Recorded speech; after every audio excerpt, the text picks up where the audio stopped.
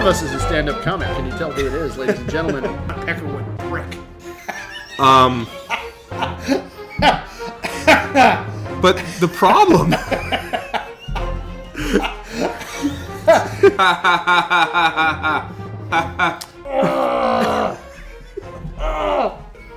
Oh my God, that's like, I could use that to teach the whole arc. Do we have any kind of archaeological evidence, any kind of other corroborating evidence?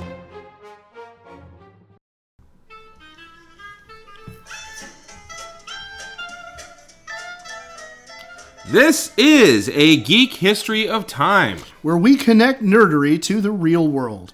I'm Ed Blaylock. I'm a father of a 16-month-old son now, in my... well, now I guess I have to say mid-40s, since I've had a birthday.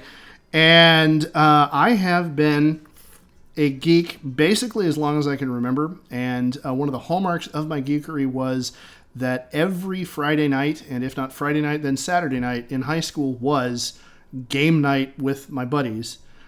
And the biggest issue that always came up was, which game are we going to play? By which I don't mean are we going to do Settlers of Catan or, Dominion, but I mean, are we going to do D&D? Okay, well, if we're doing D&D, who wants to DM? Well, I don't want to DM. Well, I don't either. Okay, well, we want to play Cyberpunk. Who wants to run Cyberpunk?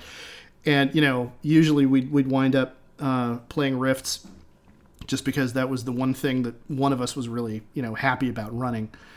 How about you? I'm Damian Harmony. I am, I'd say, coasting toward my mid-40s. I am a father of a 9-year-old and a still 6 but almost 7-year-old. So apparently we're dating ourselves by how old our children are. Yeah. Which means if we do these out of sequence, this whole thing's fucked. Totally boned. So, yeah. But we just got the decorations for my daughter's birthday party. Yeah? What's the theme? D&D theme. Heck yes. Yes. All right. Thank you. Bump it. Fist yes. Bump. She chose that. And so now I'm trying to figure out how to get a square Jell-O mold to make a gelatinous cube. And I'm also going to probably... That is so awesome!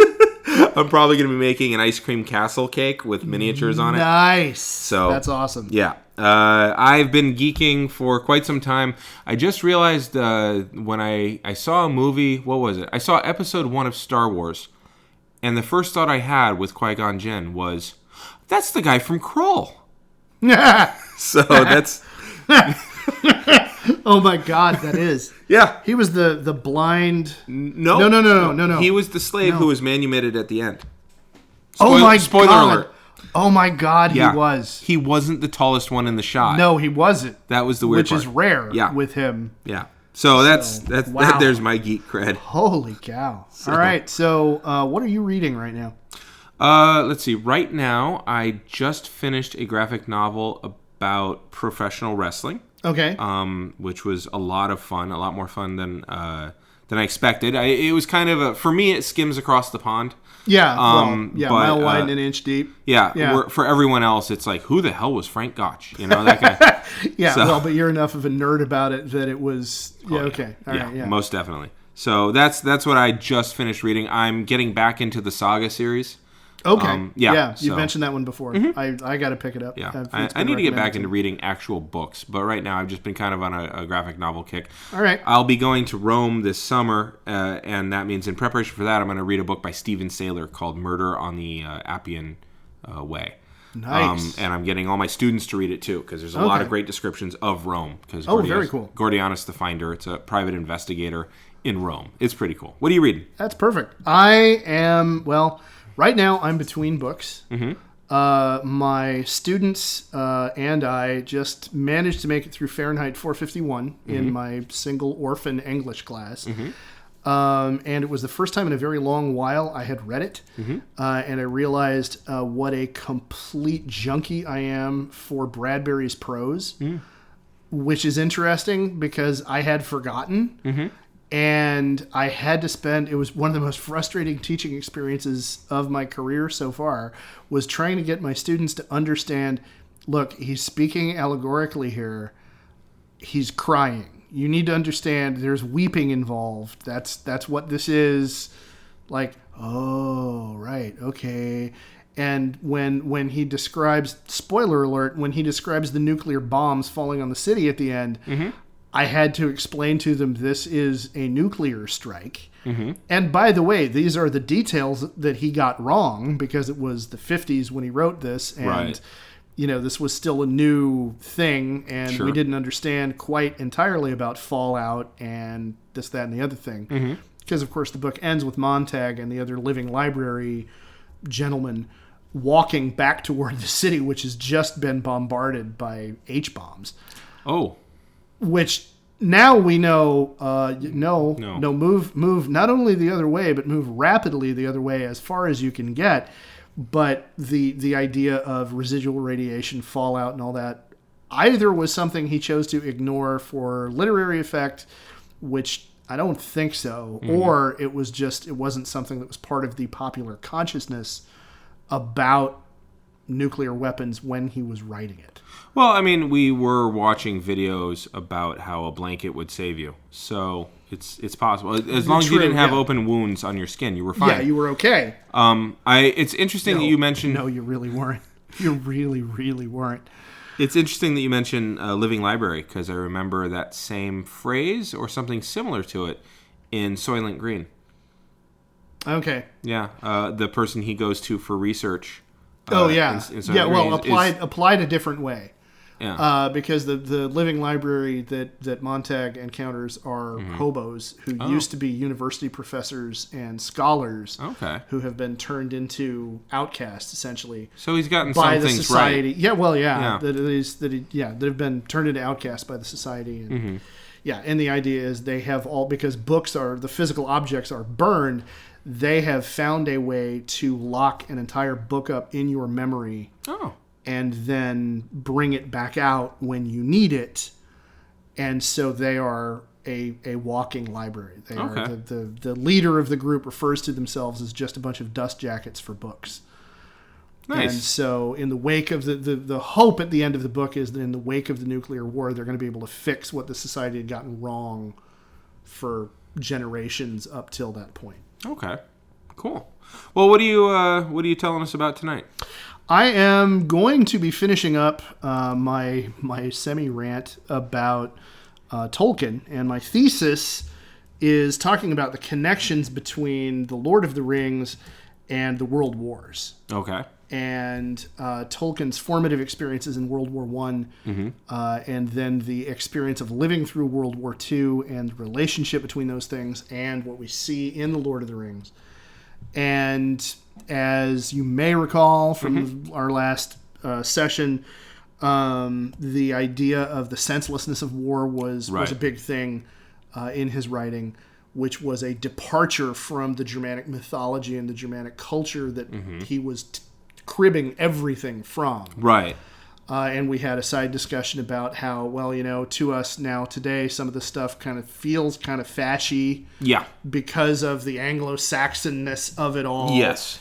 And he's kind of a victim of, fascist jerkwads stealing from the same sources that he was trying to use to build a fairy story and a mythology for England. And it should be noted that as we record this, there is right now a movie in theaters, the Tolkien film, which is essentially building around the same thesis that I'm going from. And it's interesting to note that the movie has been disavowed by the estate of John Ronald Reuel Tolkien. I was going to ask you about that because, and now this is where I need to fairly bring this point up, is Tolkien hated the implication that The Lord of the Rings was about the World Wars.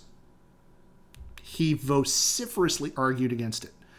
He also insisted that it was not an allegory. There was not an allegory involved in it, of a religious allegory, because of course Catholics are a minority in Britain. Yeah. They were, at the time he was writing, a minority that was looked at as being, they're kind of weird. Because, let's be honest, guys, we kind of are. Not going to lie. But there was this association with being a Catholic that, well, because he's a Catholic, he's got to be writing about Catholicism. Okay. No, I'm not. He insisted, no, I'm not. I'm genuinely not. This is not. I'm not trying to write a Christ allegory. That's not what I'm doing. This is a fairy tale. I'm trying to create an English mythology, and while I'm doing it, I'm creating a bunch of fictitious languages, and because I'm a linguist. And the thing is, I think it's important to note that his authorial intent was explicitly not to write an allegory of the world wars, and it was explicitly not to write a Christian allegory, or an apologia or anything like that. But, and I gotta engage in a little bit of humanities professor arrogance here and say, well, he might not have meant that, but he did that. It's really hard not to see those influences because the advice, as somebody who has repeatedly tried and failed to write a novel or short stories or whatever, the advice you always get is write about what you know. Right. And the thing is, whether you set out to write about what you know or not, you always wind up writing about what you know. You kind of can't do otherwise. Right. I mean, that's why my, Deep Space Nine erotic fan fiction keeps coming back to certain themes about the Aeneid. Yeah. Well, because that's no matter what how much I try. No matter how hard you try to get away from that right. I keep shipping Dido and Odo, and it's weird. And that doesn't work. No. I gotta say, from my limited exposure to the series, that's you're painting yourself into a corner with that one. I clearly have. Really tough. I'm getting writer's block. Yeah. Actually, oddly enough, I don't understand how you haven't scoured yourself with brain bleach, but fine. You do know that in the Aeneid that they literally ship Aeneas and Dido. It is Roman fan fiction. Yeah. And he literally takes him by boat to Dido. He ships him to Dido. Okay. Sir. Yes? I say good day. Okay. Good to know. So, now, let me having gotten that out of the way. Sure. No, go ahead. Let me just circle back around to what you were saying. Yeah. So, there's no way that a Brit could write any story that expansive and not have it be influenced by the groundbreaking world that was World War I. You have entire neighborhoods getting lost. Yeah, we talked about, when Tolkien went away off to the war, he received a commission because he was from the middle class. Right. And he was from straitened circumstances, but he was from a gentlemanly background. And he had a university degree at that point, and so he was an officer. Right. That's just the way that worked. And it's one of the interesting things about the way the books get written. Well, anyway, he before the war, he had a very close circle of friends from his time in university, and he was the only one of them to come home. Speaking about whole neighborhoods being decimated. So there's no way. There's no way. And thinking about his experience as an officer, and in the last episode I mentioned that it was his job as a lieutenant, he was the one blowing the whistle for his men to go up and over into no man's land. Right. And this is the Somme we're talking about. Yeah. So 50,000 dead in one day. Yeah. I mean, on the British side alone. Murderous casualties. Yes. Just, and so there's no way he could have gotten out of that without being affected. And there's no way that couldn't somehow shape the kind of story he was going to tell, at the very least. And, there may not have been consciously, and there wasn't really consciously, a one-for-one parallel that, there didn't have to be. Machine guns are the dragon or anything like that. But there didn't have to be because it's just going to be the kind of story he's going to tell and the themes that are going to be involved. There's no way to avoid it. It's like cooking with salt water. Like you will have food that is salty. Yeah. No matter what, no matter how much sugar you pour into it, no matter what, like if you're using salt water, then you're going to have salty food. That's how it's going to be. And it's the same thing. If you lived through the war, then some of your stories will be about that. I don't know if you've changed how you play D&D, but since I've been a parent, I've changed how I play D&D. First off, my characters are progressively getting older and fatter. But also, none of them are orphans anymore. They all have families. Oh. Which I'm telling you, I straight up tell the DM, feel free to fuck with the family thing. Yeah. But my character has a family because I'm going against trope. Yeah. And maybe I'm going against trope because I really like being a dad. I don't know. But, like, again, it's infecting the experience of parenthood changes your outlook in fundamental ways that you can't realize until you're there. Yeah. Like, the value of sleep is I cannot tell you how much right now I would be willing to pay cashy money, just cold, hard cash, just to be able to sleep a full, uninterrupted 8 hours. The worst part is just lying by down. That time, and you'd still wake up through it. Not right now. Not tonight. Maybe not. Tonight I would. Maybe not. I know what you're saying, and you're not wrong. Yeah. Which makes me want to weep right now thinking about it. You're welcome. You're not wrong. Yeah. But like right now, I'm operating tonight as we record. I'm operating on 4.5 hours sleep from last night. So no, tonight, no. Gone. But so we're getting off the subject. Sure. To quote Cobra Bubbles. So from Tolkien is not writing an allegory, even though he's writing an allegory. He's not writing with that in mind, even though he's writing with that in mind. Yeah, even though he's writing with that riddling his subconscious. Right. He's not intentionally writing it, and he got heated with literary critics and fellow writers who brought up those parallels. He was like, okay, no, look. And he had arguments for all of it. He would say, no, look, that is not what that's supposed to be. This is taken from this source in the mythology and all that. And everybody for the rest of his life, and I almost feel bad for him about this, just kind of went, yeah, okay. And they nodded, politely and let him go on with it. Like, yeah, okay, pat him on the head. Right. But he started writing The Lord of the Rings in 1937. Okay. And part of his argument was that he especially hated the implication that it was about World War II. When people tried to talk about his experiences in the Great War, he wasn't quite as heated about it. But when they tried to say it was World War II, he said, no, I started writing it in 1937. Yeah. And the start of the First World War was just as terrifying as the start of the Second. The experience of the start of the beginning of the war was just as shocking and just as bad to him as the start of the second one. And because the book really got huge in the 50s into the 60s, everybody wanted to draw the parallel between the One Ring and nuclear weapons. Oh, okay. And that one was one of his berserk buttons. Because he dismissed it completely. Because he said if the ring had been an allegory for a nuclear weapon, then the Allied peoples would have used it.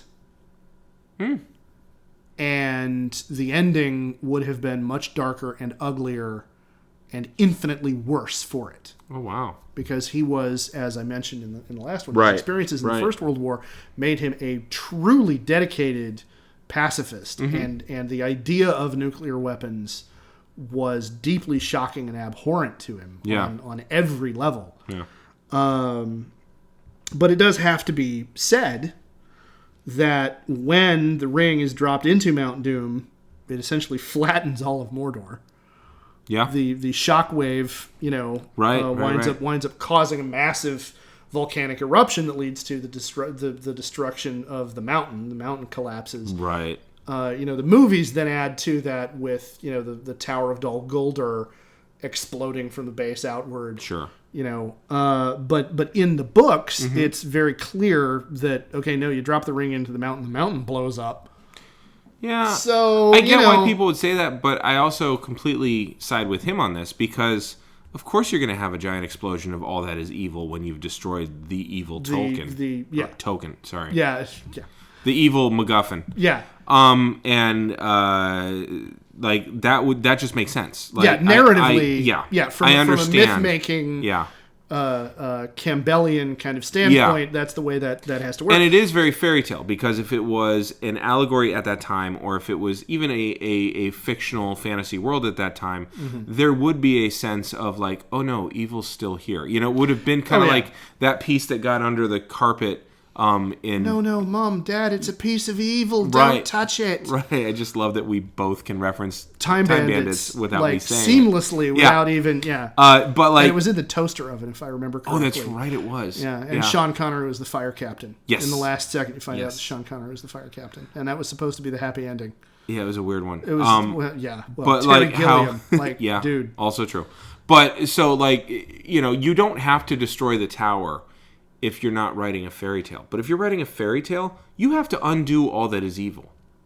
That's true. Yeah. Yeah, from a Freudian kind of Jungian. You've defeated. I'm not sure if it's Freud or Jung or both of them. I think it's Jung because it's archetypical. Okay. But it's a level of, it's almost like in video games when after you kill a guy, or in D&D, after you kill a guy, his corpse isn't just sitting there; it disappears.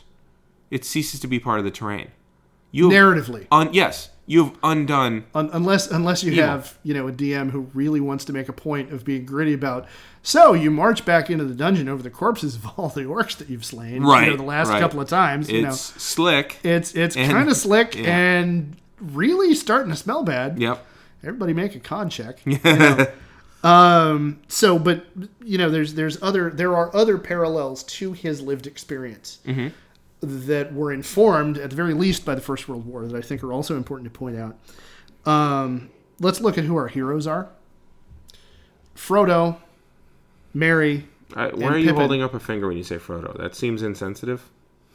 Nice. Thank you. Played. Thank you. Well played. It wasn't my ring finger. That's true. It was my index finger. But is it his ring finger in the book? It's never explicitly stated which finger it is. Okay, because it seemed to me in the movies they were doing index. And that reminds me of Roman signet rings. That's a good point. Yeah. See, the first thing I always think of, even having seen all of the Peter Jackson movies, the first thing I think of, as we've mentioned in a previous it's the rotoscope. recording. Yeah. No. Oh, Backsheet. No. Yeah. Thumbs down to Backsheet. No, it's the Rankin Bass. I didn't realize I was being introduced to anime when I watched it, but I was version. And in that one, in that version of The Return of the King, it is his ring finger, I want to say on his right hand, that Gollum winds up biting off. Okay. Spoiler alert, sorry. The book's been out since the 50s. Come on, catch up. And if not, you've seen Harry Potter. It's the same story. Wait. Okay, well, there's parallels. Wait. Okay, crap. That's gonna need to be another episode. I don't have time to go into it right now. It's the same as Star Wars, if you haven't. Yeah, well... Yes, Joseph Campbell, ladies and gentlemen. Read Joseph Campbell. Because everyone else did. Because everybody else did. Yeah. So, but Frodo, Merry, and Pippin are bourgeois gentry. Okay. They are landowners. All three of them are coming from upper middle class, more than yeomen, but not like the hobbits don't have nobles, but they're clearly a leisure class. Yeah, they are guys who don't dig in the mud for a living. Right. They all three of them come from well-to-do families. That's right. The Bagginses are an established, very respectable, very bourgeois family. The Brandybucks, similarly, are actually the most lordly. I was gonna say, the three of them? Don't they own the hall? They own Brandybuck Hall, which, by the way, if I can convince my wife to go with it when we buy a house, I'm going to name it. I want to name it Brandybuck Hall just because that's awesome. So, just looking around, I realized I never named this place. Yeah, something to think about. I got to find some phrase in Mando. Something in Latin. Or not. Yeah, well, okay. Yeah, good point. So, And then the Took family are a legendary, family. The Bull Roarer Took. They were like the tallest of them or something. They were known as being the biggest, and Bull Roarer Took was known for having defeated, if I'm remembering the lore correctly, Stephen Colbert could get this, but I believe Bull Roarer Took was the one who defeated the Goblin Chieftain Gulfimbull and knocked his head into a rabbit hole. Gulfimbull. Nice. Yeah. I like that a lot. Yeah, I knew you would. The moment I remembered that story, I'm like, yeah, Damian will get a kick out of this one. So even Tolkien wasn't immune to your sickness. I have a comedy friend who pointed this out on stage once. People get angry at puns make no sense. Because you're basically angry that you're intelligent. True. Yeah. Well, I remember reading somewhere, and I don't know if somebody was actually just saying this as a joke, but it makes sense to me, that the center of your brain responsible for getting a pun, like the center of your brain that's responsible for doing math, is located close to the pain center of your brain. so there's a little bit of neuronal shadow going on there. So that's the reason when you hear one, you're like, oh. God. So could be. I don't know. Yeah. I find it believable. But so the three of these guys, Frodo, Merry, and Pippin. Yeah. Frodo, Merry, and Pippin are upper class twits. Okay. They're upper middle class twits. They're the guys that would go to boarding schools like the one that Tolkien attended. They represent his class. And Frodo is the primary ring bearer. Right. Merry and Pippin wind up over the course of the story attaching themselves to different noble figures from the world of men. Right. And when they come back to the Shire, they are referred to by the locals later on in their lives as lordly, and nobody ever meant anything bad by it. They meant it as a term of, look what a couple of classy, respectable, stand-up guys these two young hobbits are. And by comparison, Samwise Gamgee, he's a worker, is a gardener. Yeah, and he's the working class hero. And one of the things that Tolkien wrote back to his friends and his wife, Edith, about was how much admiration and respect he developed for the men under his command, who were from this, because it was Britain. Stratified society. It was it was much more stratified society than we're used to. I mean, the stratification was much more formal. Yeah. Be a better way of putting it. We have a stratified society, but the stratification is not formalized in the same way. The Brits didn't lie to themselves about it. Yeah. That's a bleak way of putting it, but yes. And it's interesting to note that of the ring bearers, there's Bilbo, who also, again, comes from that same bourgeois, he's his uncle kind of class, and then Frodo, and then Sam, very briefly, is a ring bearer. Yes. And Sam is the one of them who is not in any way corrupted by the ring. And I always thought that was just a matter of, like, the length of time he had it. That's one possible argument, but then if you kind of, think about it for a moment, there's also an element of it that, Sam doesn't want, the whole time they're on this journey, the whole time from the time they leave the Shire until they get to Mordor, until they get home,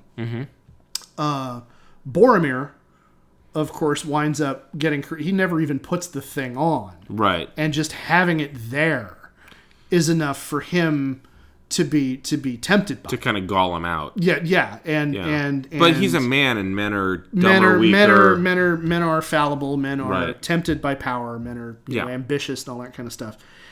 And so there's Boromir. Okay. Also keep in mind, Boromir is from an even higher social class. Oh, wow. He is the son of the steward of Gondor. He is a ruler of men. Right. So that connection of power seeking power is a thing. Right. And all Sam Gamgee ever wants to do, like over the course of the whole book, he's in it because he's loyal to Mr. Frodo in a very paternalistic kind of description of that kind of relationship. It's in Rome they had a this idea of if you were a freedman or if you were even a client of a dominus or a patronus, then you were loyal to that household, and there was a word for that, and it was familia. Yeah, You were part of his, not family, his familia. They didn't have a word for family that was equivalent. They had gens and they had a few other words. Yeah. But that was lineage.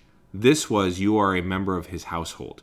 And it reminds me of like the mafia's he's with us. Yeah. Or he's with me. Very, very much. Yeah. So that kind of loyalty would be the loyalty that you would see in a freed slave or that you would see in a client who knew where his bread was buttered. And it wasn't just for, well, this is practical. These people protect me and I just, go out and do things for them. It was a loyalty to that house. Yeah. So I've seen antecedents of this. Yeah. Well, yeah. And it also comes from, feudal, the feudal ideal as viewed by the people on the top of the ladder. Right. The people, we're if we rule properly, then the people will love us, and the whatever the reverse of noblesse oblige would be, that and he's the ideal part of his character is the idealized loyal servant, right, the manservant. Yeah.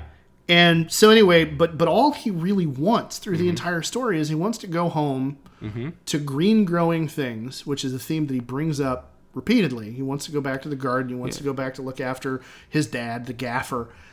And he wants to go back to the girl he left behind, who he never had the guts to say anything to before he left home. Yeah, I see how this is nothing like World War I. Nothing at all. No, not at all. And so, but because that's all he wants. Right.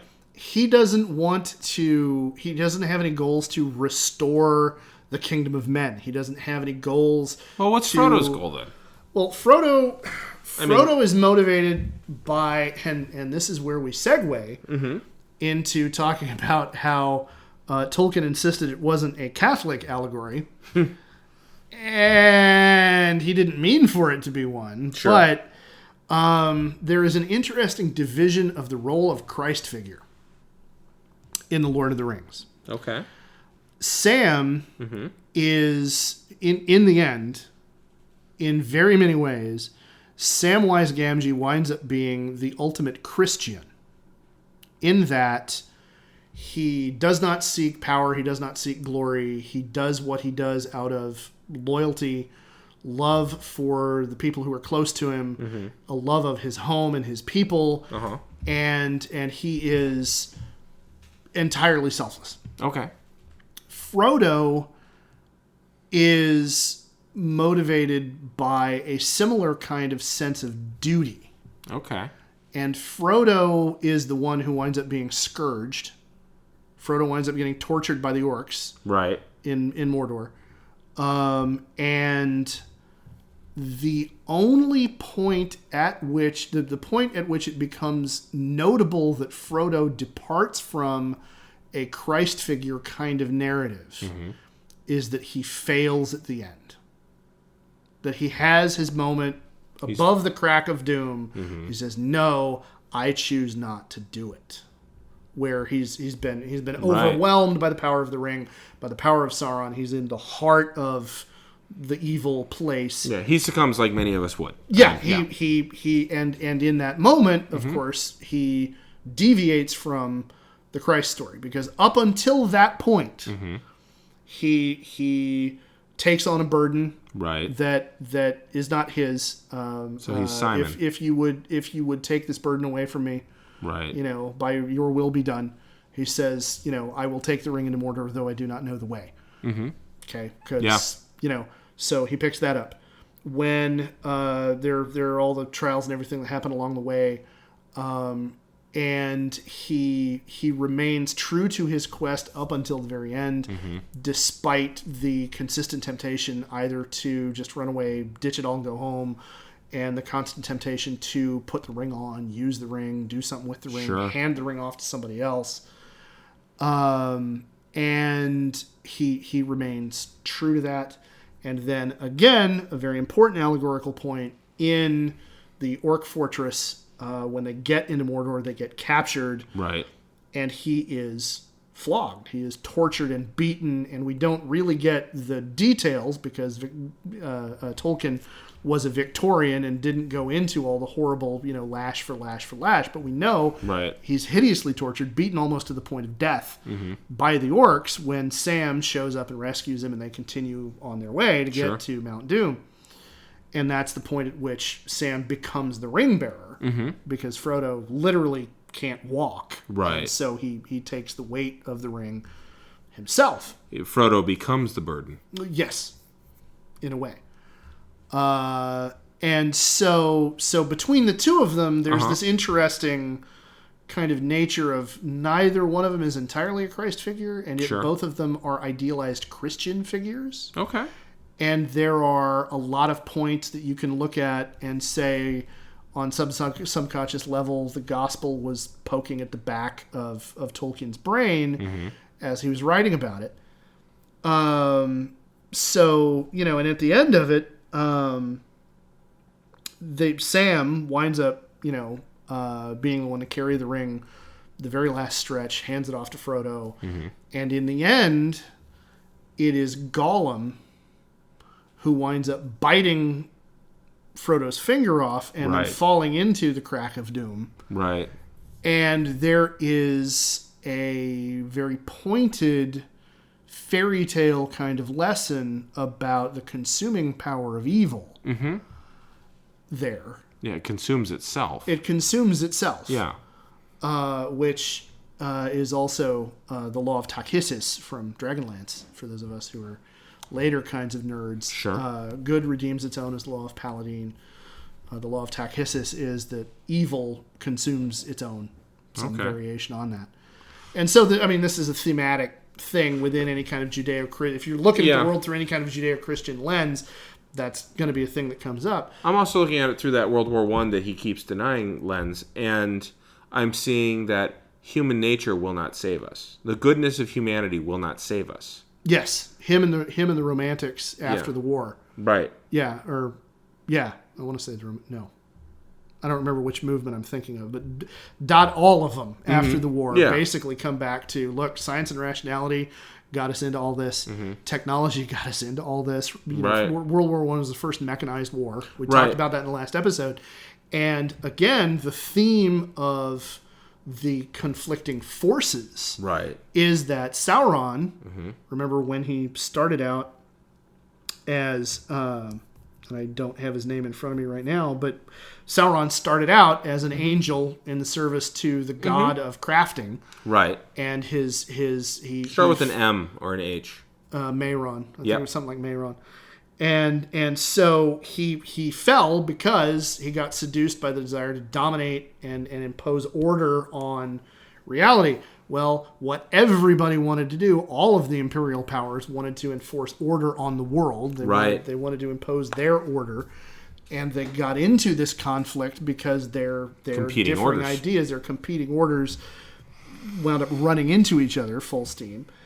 And all of the clever technological tricks and all of the machines and all of the stuff that they were supposed to use to make the war shorter wound up actually turning it into the bloodiest, ugliest, most destructive conflict the world had seen up to that point. And then it ends in 18, I should say. And then, 20 years later, the whole thing happens all over again.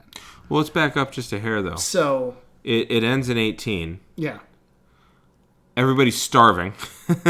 So again, fairy tale, because he destroys the evil in the book, but in 18, the world keeps chugging along and everyone's starving. And then the flu looks around and goes, "Oh, it's cute that you tried that." 17. Yeah, but it wipes out. The flu was part of the reason the war ended. I mean, if we really want to be honest. Really? Well, because it wound up, it sucked resources away from everybody who was otherwise going to be continuing fighting. Okay. Because the epidemic of it started in 17. Okay. And it was notable in that most of the time when there's a flu outbreak, the people that are most at risk are the very young, right, and the very old, right. The swine flu epidemic of 17 Mm-hmm. was killing people in their prime. Mm-hmm.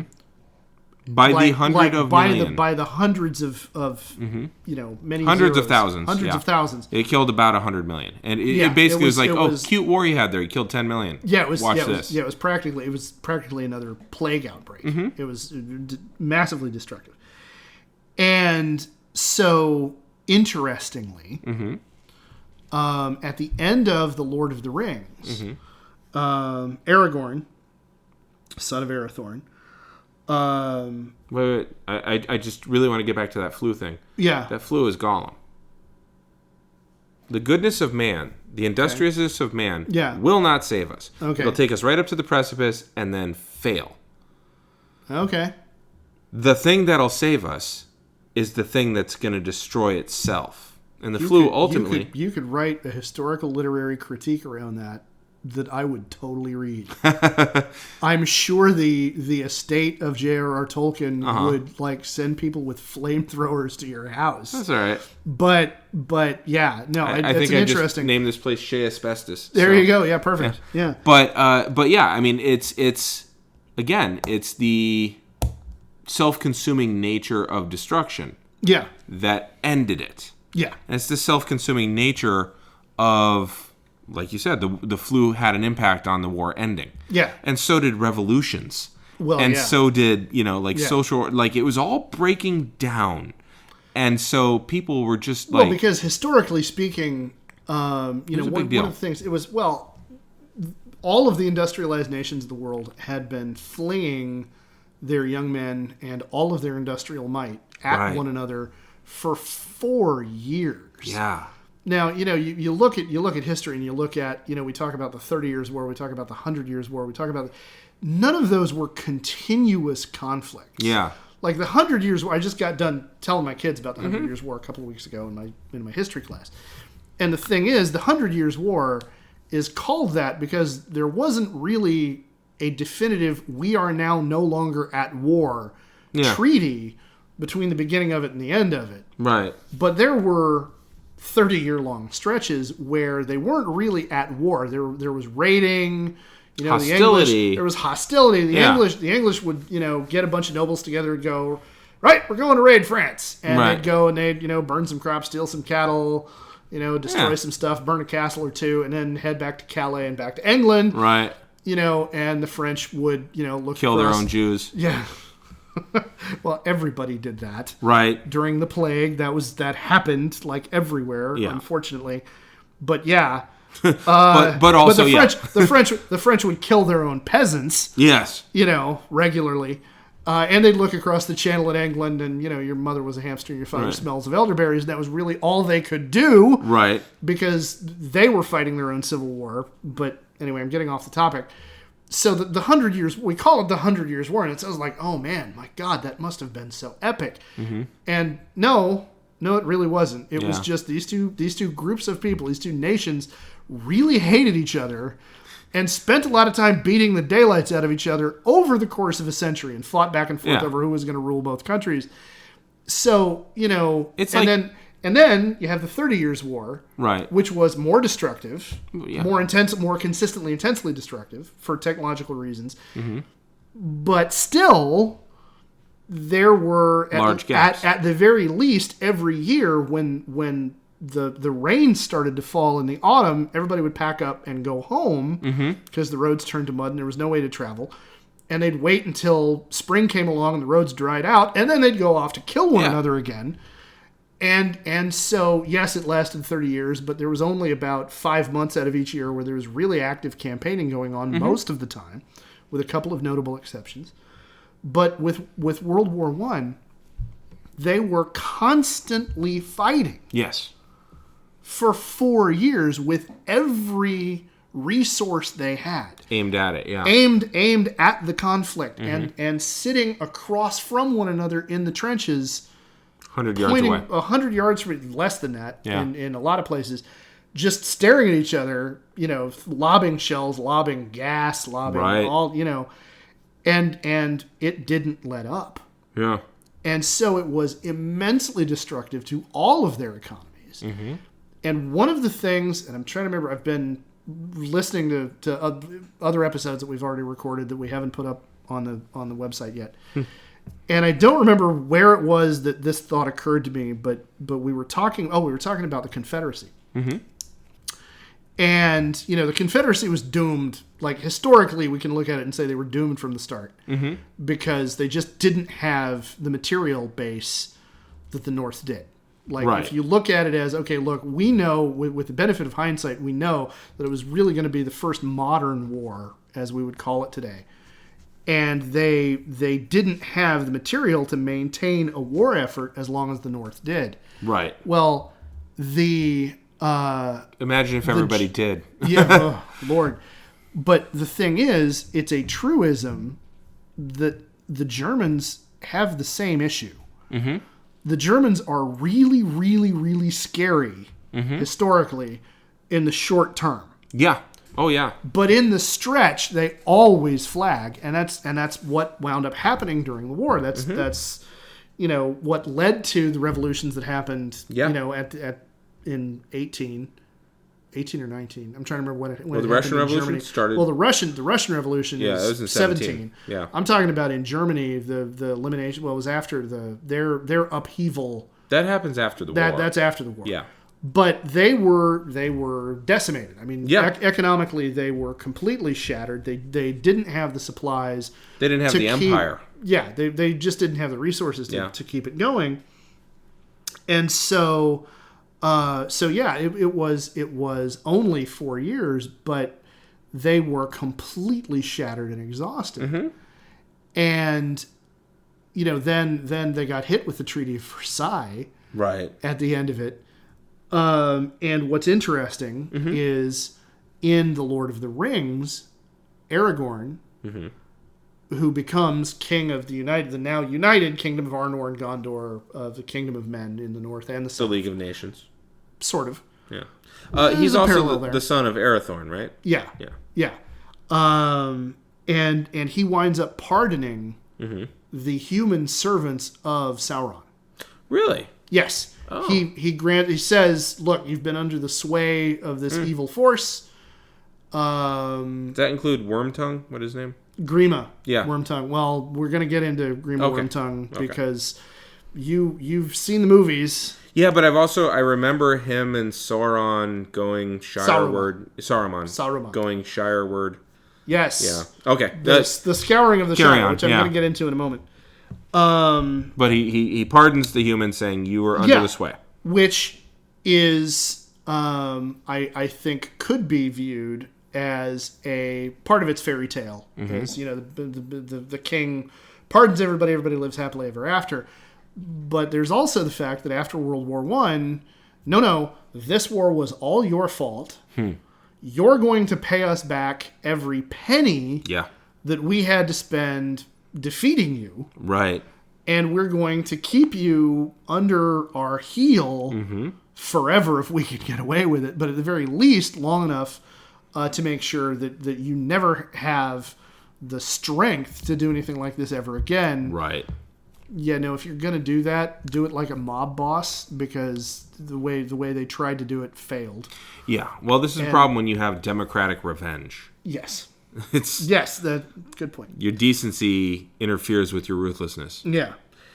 And at the very end of the War of the Ring, one of the things that separates Lord of the Rings from other stories like it is that very explicitly, at the end of the story, the fairy tale kingdom loses its magic.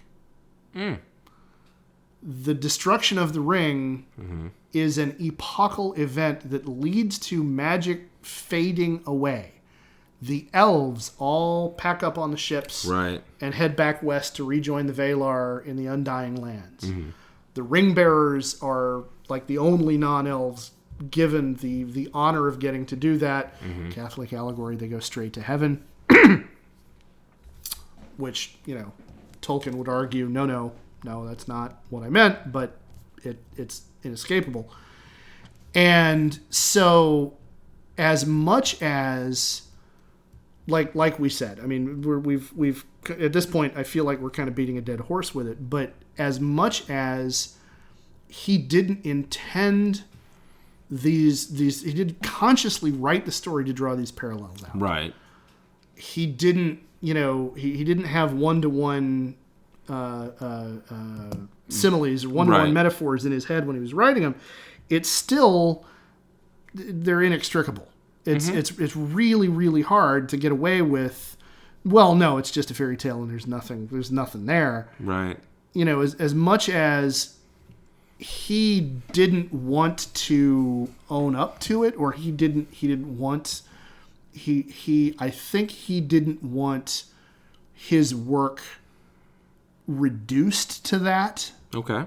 He wanted the story to be the story, but scholars being what they are, literary critics being what they are, people being what they are, it's like, well, okay, this echoes this other thing, and this, Well, and any fiction is a snapshot in time of the time in which it was written. Like anything about the past is about now, and anything about the future is about now. Like those are facts. Yeah. So. Yeah. And one of the things that I want to get back momentarily to talking about Sam, one of the things that was the hardest thing for Tolkien about his military service was he developed this very close relationship with the men he was commanding, and he really loved and respected the men he was commanding. And he had to be the one to blow the whistle to send them up into no man's land. Right. And part of his characterization of Sam, I think, is born out of that. The idealization of this character. Part of it is just class stereotypes. Sure. We have to cop to that being a thing. But I think really, really part of it is a sign of how much he cherished those men and the people like them. And in some ways, he's apologizing to them. Yes. Yeah. Yeah. And then his love all his life of nature, his love of the natural world and the pastoral kind of environment that is the Shire, right, is clearly a recurring theme. Saruman winds up coming a cropper not from an invading army of the men of the West or of the Riders of Rohan, but the Ents. The trees literally get revenge by destroying all of his works, ripping everything up, diverting a river in to flood all of his underground pits and all the places where he's been breeding his orcs. So nature literally gets its revenge on him. Well, and nature grows back. I mean, this is also Eric Maria Remarque. Yeah. I mean, he's big on how, nature's constantly reclaiming no man's land. That's and true. Stuff like that. So True. Yeah. True. And Eric wrote his book in 28, I want to say. No, the movie came out in 32. Yeah. But yeah, I think he might have written his book right around 28 or so. Yeah. Little before, a little after. Yeah. So that would have been something that Tolkien likely would have read. Probably. Yeah. It's certainly likely that he did. Or it was at least in the circles that it was in, it was in the air at the very least. But Tolkien carried a really powerful distrust, like many survivors of the Great War did. Right. This is when we see a rebirth of mysticism. And the occult becomes a widespread thing amongst the guys that come back from the war. That's true also in World War II. One of the guy who started the Wiccan religion, hate to break it to y'all, it started in the 60s. But the guy who started it as modern such, incarnation of it. Yes. The one that everybody buys crystals for now. Yeah. That guy was a frogman. And really? Did underwater demo, and like ambushing things against the Germans in World War II. Holy cow. Yeah. All right. Yeah. So there you go. Yeah. You know, and Crowley, Yep. Aleister Crowley, Yep. you know, interwar period is a big deal. Right. Because, you know, the church didn't save us. Traditional, you know, Judeo-Christian religion kind of was responsible for getting us into this mess. Certainly keeping us there. Yeah, and of course Tolkien, Yes. being a devout Catholic, would not buy into that. But his distrust of modernity and his distrust of the automatic belief that, well, you know, technology is ipso facto a good thing, Right. would have been a big part of what he carried out of his time in the trenches. You see, here's the problem, though. This is where you can loop him back into being kind of proto-fasci, because one of the myths that Hitler was really big on selling was the German Volk, good farming people. The reason for Lebensraum is because they needed more farmland. There is this, at the same time as he's gearing up the machines for war and modernizing. I mean, he used IBM to kill people. Yeah. But at the same time, if you look at a lot of his early propaganda posters, he's a knight. There are farming folk. Oh, well, all kinds of well, the thing is, that here's propaganda. what I'm gonna argue here. I'm saying that he didn't start it, but that whole thing was easily co-opted. Yes, certainly. Yeah. Well, and you know, let's look at within our own history, agrarianism of any kind, which is interesting because that's part of the theme of the other episode I've got for recording tonight. But agrarianism is something that gets picked up by everybody. Yeah. At some point throughout history, some idealization of the land, some idealization of, you know, back to nature, back to our roots as a people, back to, you know, the simple virtuous farmer, you know, all that kind of stuff. There was that commercial for Chevy about 3 years ago. Yeah. Super Bowl 2016. Yeah. Yes. 2016. You know, before the election. Yeah. There's the farmer. Yeah. Yeah. Yes. And, you know, I think we could spend a lot of time talking about that, but I do see what you're saying. Yeah.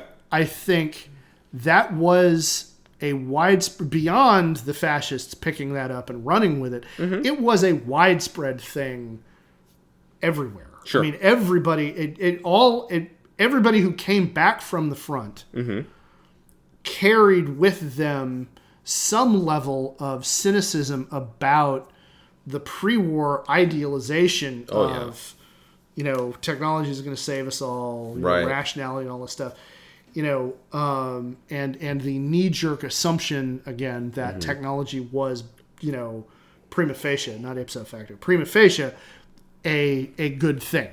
Like, technological advancement is just automatically... It's progress. It's progress. Yep. And, you know, these guys had seen progress literally murder their friends. Yeah. In waves. Yeah. And so... With the goal of doing that, by the way. Yeah. Here's progress for war. Poison gas. Yeah. That way, war will end. Yeah. No, it won't. No, it really won't. You just made it worse. You know? Yeah. And so... So that level of distrust is part of the underpinning of what becomes the mythology that he's creating with Lord of the Rings. And when Frodo and Sam and Merry and Pippin get back to the Shire, and I'm gonna try to wrap this up by using the ending of the series, the Scouring of the Shire. Cool. When they get back to the Shire, they have defeated the evil. Right. They have been given accolades and titles, and they are heroes of the world for the role that they've played in saving it. And they get home, and they find that they still aren't done. Because Saruman gets kicked out of Orthanc. Okay. The Ents show up. They rip up all of his works. They can't actually destroy the tower because it's built out of some magical, ancient, godlike stone. Did they try attacking it in pairs? Because I hear when the Ents go marching 2 by 2. 2 by 2. Hurrah. Yeah. Hurrah. Yeah. Nice. No. Okay. No. So, in the movies, Saruman winds up getting betrayed by Wormtongue. Okay. And stabbed in the back.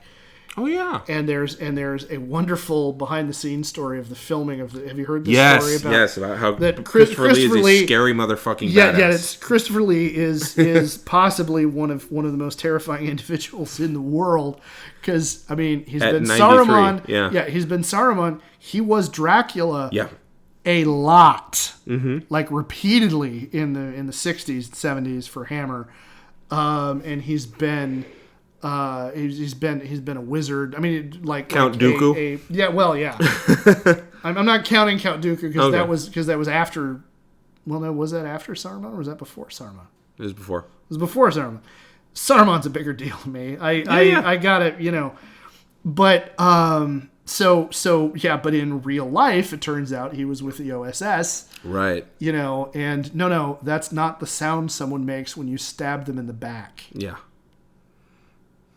Okay. Well then, Christopher, you do that how you apparently know it actually goes. Well, and he even like there's video of him doing it. And he's like, because your lungs, and it lets out a gasp because you're pushing, and you're like, oh my Lord. So this all makes sense, and I don't like that it does. You have firsthand experience with this, dear Lord. Yeah. So, it's also interesting to note, talking about the OSS, that kind of related of people that you wouldn't think to look at them were terrifying, scary individuals. Dr. Ruth Westheimer was a sniper with the Israeli resistance. I believe it. Yeah. I believe it. Yeah. So anyway, she's squinty. Yeah, I had to get that one out there. That's a good one. But Scotty from Star Trek. Oh well, yeah. Just lost a finger on D-Day. Stone cold badass. Yeah. Canadian. Yeah. Canadian. Yeah. I was in a pulp game that my buddy ran. Yeah. And the whole point of it was a Weird War II game. Yeah. And we had to find Scotty's finger. That was the MacGuffin. That's brilliant. It was awesome. I like that. Yeah. So, but back to the to the thread. Yeah. So they get back to the Shire, and in the books, Gandalf asks the Ents, "Where's Saruman?" And they say, "Yeah, we can't find him. Right. We don't care. We don't care about where he is. We want to undo the damage that he's done, and fix all this and get the rivers running clear again, and and he's not on our radar anymore. We don't care." So whatever. This isn't Wilhelm going into exile at all. No, not in the least. No. Hadn't thought of that parallel, but So anyway, he flees. And nobody knows where he's gone. Nobody really cares anymore because at that point, okay, we've dealt with Saruman. He was always the secondary threat. We got to focus on Sauron. Right. And so then at the end of the book, they've defeated Sauron. They go home, and they find that the Shire has been turned into basically a gigantic strip mining operation. A whole bunch of the trees have been cut down. There's a gigantic sandy pit where, farmland and everything used to be. And there is a dictatorship in place where, we never really find out how the Shire is actually governed. Yeah, it seemed like an autonomous collective. It comes across as being either an autonomous collective or some kind of weird semi-feudal anarcho thing. Yeah. It was folks never living near each other, proto-capitalism. It was never really gotten into. But when they get back, it's really clear that there are a group of goblin men who have shown up. These funny-looking thugs who are working for somebody named Sharky. And there are hobbits who have been co-opted into acting as their quislings and their low-ranking enforcers. And the newly arriving, lordly hobbits who've just saved the world basically organize an uprising where the rest of the hobbits first shame many of the quisling hobbits into walking away, and then quietly off scene, pretty sure several of them get the tar kicked out of them by their neighbors, who are like, you always were a bad one, Right. And then the thugs, the goblin men, show up, and the hobbits have built a barricade, and they've done all this stuff, and they're being led now. Wow. They're being led now by Merry and Pippin. Right. Lords are back. Yeah. And when they get thumped, their leader gets dragged out, and Sharky turns out to be Saruman. And he's called Sharky because the Orcish term for old man is Sharku. Okay. And so his name, these guys are speaking Orcish because they're not quite fully orcs, and they're not quite fully men. They're monstrous. They're a Devo. Yeah, nice. And so, in the end, they wind up having this very cathartic moment where they wind up, basically... I don't remember whether it's Merry or Pippin off the top of my head, but one of them draws his sword to cut him down. And Frodo, as the perfect Christian and as a Christ figure, tells him, no, we're not going to kill him. We're going to let him go. Okay. He has lost his power because it's very clear now. They've dragged him out into the sunlight, and he's this bent, wizened old man, embittered and twisted, and he no longer has the majesty of being... Because originally he was an angel. Him and Gandalf were Maya. They were angels. Well, he has essentially been stripped of his grace. He has been stripped of his divinity. He's now just a bent, twisted, bitter old man. Okay. And let him go. The most fitting punishment is to let him live with his failings. Live with what he is, which, even as I'm sitting here talking to you, the garden at Gethsemane, when Judas betrays Christ, the Sanhedrin show up with the Roman soldiers to arrest Jesus. Peter draws a sword and cuts one of them, and Christ stops him. Live by the sword, die by the sword. Yeah. So, still, trying not to write an allegory, and wow. Steps right into one. So there's, and then, and it is then that with a desperate wail of utter loss, bereftment, rage, betrayal, it is at that point in the books that Wormtongue pounces on him and kills him. Why? Because in the end, as they are leaving, Saruman continues to berate him and belittle him and treat him like the dirt on the bottom of his shoe. He basically, I don't remember what he says to him, but he says, calls him a cur, something. Insults him finally one last time, and that's the point at which he snaps and kills him. Because it's finally, he's no longer the the powerful wizard. He's just a bent, wizened old man, and he's still ragging on him. Still treating him like nothing. And so he that is the point in the books when Saruman winds up dying. And so we see in the end the ultimate victory. Finally, in the very, very end, we see the ultimate victory of the pastoral gentry kind of everybody here gets along. We have this beneficent, not at all feudal, but at post-feudal, kind of relationship between the gentry and everybody else, and this coalition of well-meaning pastoralists winds up defeating the power-hungry, corrupted, evil, fallen angel of technology. And then, we have a time jump and at the very end of the book, Frodo and Bilbo, who's so ancient he's basically all the time asleep, Right. get on the ship and they head out Sure. with Gandalf and so forth. And so that's our ending. Okay. And so it's very, very powerful. It's very hard to overlook that kind of interpretation of it. Yeah. And I think in the end, I think the ultimate message that Tolkien winds up writing, whether he meant to or not, is one of kind of pastoralist Christian allegory. Mm-hmm. I think he and Chesterton would have gotten along quite well.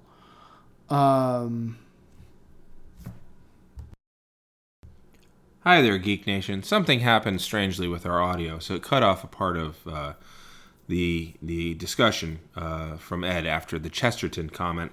But essentially, he was talking a lot about how you have the triumph of nature over machinery and things like that. So hopefully, this little segue helps to bridge the gap with what's missing. The war, live through the interwar period, and then see it all happen all over again. Yeah. And he, started the book in 1937, but by the time he got done with the book, the Second World War was in full swing. Right. At the very, I think it might have been over by then, by the time he finished. But he had to witness all of that. Mm-hmm. And on a Christian level, on a naturalist, pastoralist, idealized, rolling green hills of England level, and just on a level of somebody who had been through all of that and come out the other side, and then had to watch the world go mad and tear itself apart again, and then watch his sons have to go off and fight in this outbreak of insanity. It really does sound like Saruman was the Second World War come to the Shire. It in a way, yeah. And so, the parallels are there. Mm-hmm. And there's been I'm not when I'm saying what I'm saying, I'm not expressing anything that hasn't been said by much more scholarly individuals than me, Right. a lot of times over. But I think, especially in light of the way his stories have become now such a mainstream part of our shared popular culture. Sure. They've now gone beyond just being a nerd thing to being something that, everybody knows about. Right. And I think it's important to see that and to think about the allegories, even though the allegories weren't intentional, even though he didn't set out to write that. That almost makes that more important. Yeah. Like, look how important this is to the unconscious of that time. Yeah. That a man who deliberately didn't set out to do it did it. Yeah. Yeah. Yeah. So that's what I have to say about it. Okay. We could go into a whole other episode or two about Catholicism as a thing, but what in the Lord of the Rings, and it'd take a lot more than 2 episodes for Catholicism as a thing. That'd be forever. I think there's a bunch of other podcasts. There's a lot of other podcasts that handle that. But what are you taking away from this at this point? Now that we're done. Yeah. Well, a couple things. I was 17. Yeah. And I was in a play. It was called The Picnic. And it was written and directed by a man named Dan Monaco. I say this in case he ends up hearing this at some time. Okay. I was in that play. Now, I was 17, so I'm 41 now. If you do your math, that's 24 years ago. Yeah. Yeah. So 24 years ago puts us in the mid-1990s. Yeah. I was in that play given 2 lines that I said 12 times. Help me. Okay. That was it. Okay. And the reason I said a lot is because in the play, my entire job was to be brought out in rags, tied to a post, and beaten in the stomach 82 times per play by a man who was in fatigues and a black shirt that was kind of skin tight. Okay. There were two people sitting in front of us who were trying to have a picnic, complaining about the noises I was making. A king comes by, and he has an entourage, and he talks about how fit he is, and the entourage takes pictures, and he says, "Isn't the king fit?" "Oh, very fit." And then they see me getting beaten. He says, "Why, that can't happen. They should stop that." And the guy's having the picnic. "Oh, they do it all the time. It's terrible. It's just the worst. Could you do something about it? You're a king." "Absolutely. I shall make a proclamation." And they put a proclamation in my mouth, and it hangs in front of my stomach. And the guy comes out and beats it until it disintegrates. So now I've got a bit in my mouth that I end up spitting out to say, "Help me" again. And the king's like, "Right, we've done our job, but you two need to make sure that it carries on," ignoring entirely the result. And he gives them blue helmets to wear.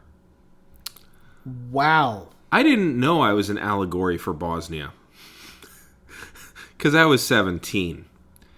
And I had friends who came and saw it, and they're like, "Oh my God, this is brilliant. This is, really good allegory." Yeah. And at the end, I'm dead, dragged off stage, and then the guy, very, very soundlessly, very dispassionately, grabs the guys in the blue helmets, who, by the way, argue the whole time as to how to protect me. Don't lift a finger.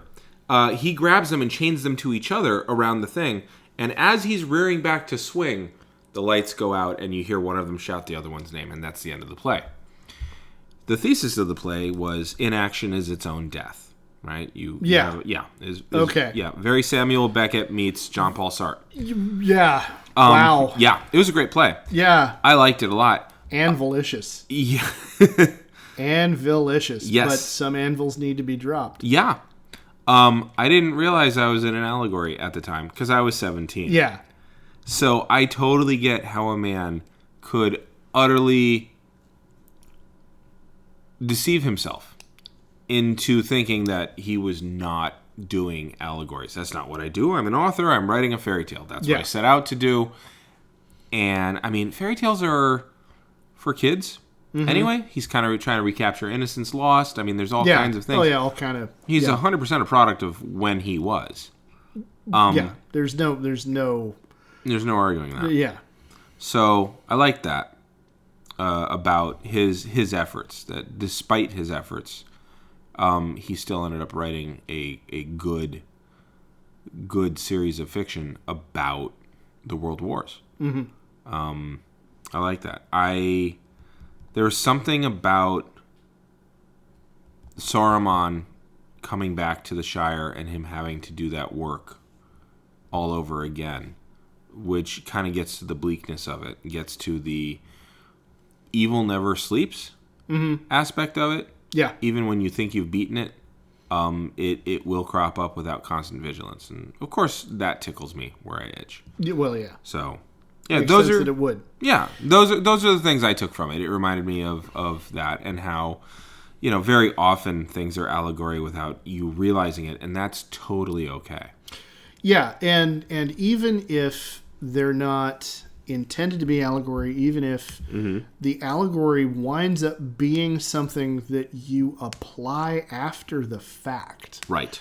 So the parallels to nuclear weapons, for example, are allegories that are kind of ex post facto. Yes. Like, well, we have this thing and we have this other thing that, like, when he was coming up with this concept, this had not happened yet. Yeah, it had not yet now, been made. Right.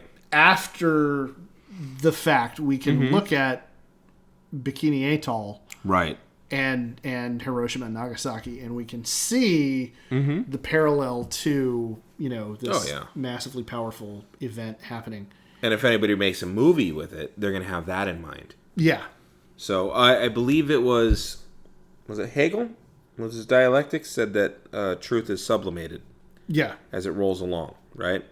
You're a lot more up on German philosophers than I am, so I'm going to have to take Fair. your word for it. It was Hegel. I think it's him. I always pictured his idea of sublimation of the meanings of words. Words carry with them the meanings that they originally had, but also new meanings, and they morph together.